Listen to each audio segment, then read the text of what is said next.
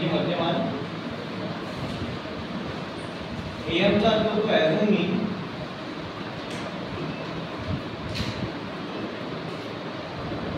याला गृहीत मध्यमान किंवा कल्पित मध्यमान म्हणतात. कल्पित मध्यमान. समेशन म्हणजे टोटल.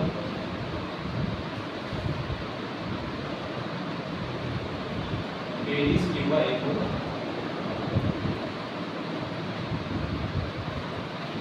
हा जो एक्स आहे याचा अर्थ होतो फ्रिक्वेन्सी म्हणजे वारंवारिता.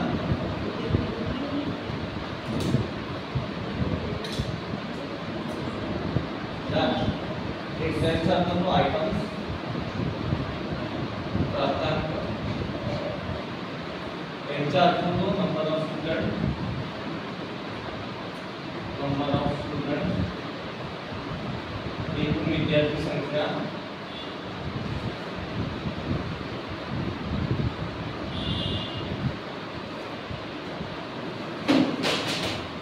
क्लास इंटरवल वर्गांतर लांबी. हा झाला आपला मीनचा फॉर्म्युला. तुम्ही जेवढे प्रॉब्लेम सॉल्व कराल ना तुम्हाला हा फॉर्म्युला अप्लाय करायचा आणि हा फॉर्म्युला तुम्हाला ऑलरेडी पेपरमध्ये दिला असतो. दुसरा फॉर्म्युला आपला मीडियनचा. मीडियनमध्ये दोन फॉर्म्युले जातात. पहिला ग्रुप शोधण्यापेक्षा median the size of n/2. आता इथे n/2 लिहिला.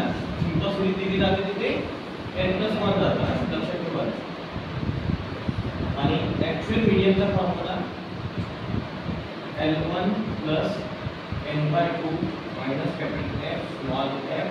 त्याचं विश्लेषण करायची गरज नाही, तुम्हाला ऑलरेडी समजलं आहे. त्याच्यानंतर थर्ड फॉर्म्युला आहे मोडचा. मोडचा फॉर्म्युला आहे MODE मोड. 3 मीडियन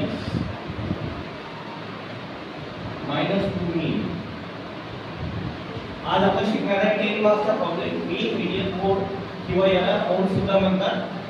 या प्रॉब्लेम मध्ये या तीन फॉर्म्युलेनुसार तुम्हाला हा मोड काढावा लागतो.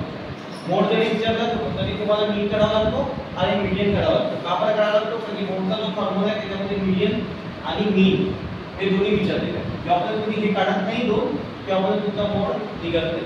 त्याच्यामुळे तुम्हाला हे तिन्ही फॉर्म्युले अप्लाय करून मीन, मीडियन, मोड आणि मोड काढावा लागतो. ठीक आहे. तर आता पाहू आपण याचा प्रॉब्लेम.